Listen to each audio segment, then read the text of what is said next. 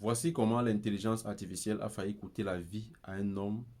Il s'agit d'un homme de 60 ans aux États-Unis qui, après avoir lu des articles mentionnant le danger du chlorure de sodium dans l'alimentation, le chlorure de sodium qu'on appelle généralement le sel de table, cet homme va consulter ChatGPT en lui demandant expressément comment est-ce qu'on peut réduire le chlorure de sodium de notre alimentation. Alors, ChatGPT de lui répondre qu'il est possible d'utiliser le bromure de sodium pour pouvoir réduire le chlorure de sodium qu'on consomme régulièrement. Alors, cet homme va directement s'empresser de passer la commande par Internet et donc obtenir son chlorure de sodium qu'il va consommer pendant plusieurs semaines jusqu'à développer donc des signes de paranoïa, des signes psychologiques, des troubles psychologiques et psychiatriques, et donc va être conduite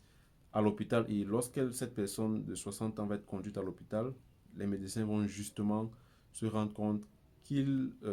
a développé ces différents signes voilà, de paranoïa, des troubles psychiatriques. Et après investigation, et déjà lorsqu'on remarque les signes, on se rend compte que la personne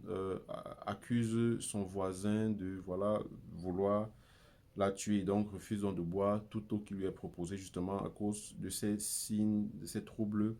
psychiatriques, cette paranoïa dont elle est déjà victime. Et donc, lorsque les médecins font donc l'investigation, se rendent compte qu'il a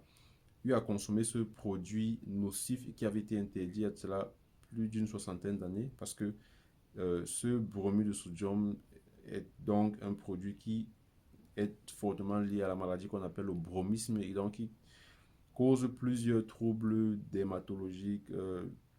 neurologiques et donc psychiatriques. Donc voilà comment est-ce qu'une personne, simplement en étant mal informée par ChatGPT, notamment parce qu'il s'agit de cette intelligence artificielle-là, a failli donc perdre sa vie. Donc faites attention aux réponses que vous recevez de l'intelligence artificielle, notamment les réponses qui traitent de votre santé. C'est préférable pour vous de vous fier à l'avis d'un médecin, d'un infirmier.